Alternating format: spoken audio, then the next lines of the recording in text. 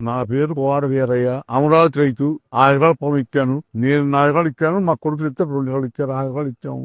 ఆ మొట్టమొదట్లో ఇచ్చినప్పుడు మాకు ఏదైతే చెప్పారో అదే ప్రకారం చేసుకుంటూ వస్తున్నాడు. అనుకోకుండా ఈ మధ్యకాలంలో అనుకోకుండా ఆ గవర్నమెంట్ మారి జగన్ గవర్నమెంట్ వచ్చింది. జగన్ గవర్నమెంట్ వచ్చిన తర్వాత జగన్ నాశనం చేశాడు దాన్ని. దానికి గ్రాఫిక్స్ అన్నాడు. దాన్ని రకరకాలుగా మాట్లాడారు. స్పీకర్ మాట్లాడాడు. అమ్మటి రాంబాబు మాట్లాడాడు. కబ్బ పెంచారు. మైకి రాకుండా చేశారు. రైతు కౌలు కూడా ఇవ్వలేదు. 2 సంవత్సరాలు ఇచ్చి 3 సంవత్సరాలు కౌలు ఎగ్గొట్టాడు. తర్వాత గవర్నమెంట్ మారి గవర్నమెంట్ మళ్ళీ చదవడం ఎక్కాడు. ఎక్కిన తర్వాత ఈయన ఆ 2 సంవత్సరాలు కౌలు కూడా ఇచ్చాడు. ఆ 2 సంవత్సరాలు కౌలు కూడా ఇచ్చి రైతుతో అనుకూలంగా ఉండి పనులు మొత్తం చేస్తున్నాడు. పనులు మొదలుపెట్టి ఇప్పుడు కూడా ఆ మనిషి అట్టెక్కురాకు మాటలేదు చెప్తే మంచి మాటలు మాట్లాడలా.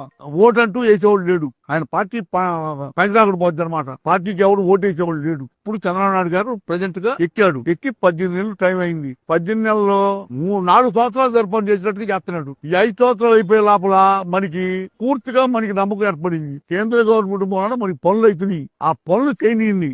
మీకు ముందు అప్పవుతా. మీరు మొట్టమొదటి తీసుకున్నారు కాబట్టి మీకు ముందు అప్పవుతా. అప్పు చెప్పిన తర్వాత రేట్లు ఎట్లా ఉంటాయి అప్పుడు చూద్దరు. కానీ ప్రస్తుతానికి మీరు ఆగండి అని చెప్పి ఆయన నమ్మకంగా చెప్పాడు.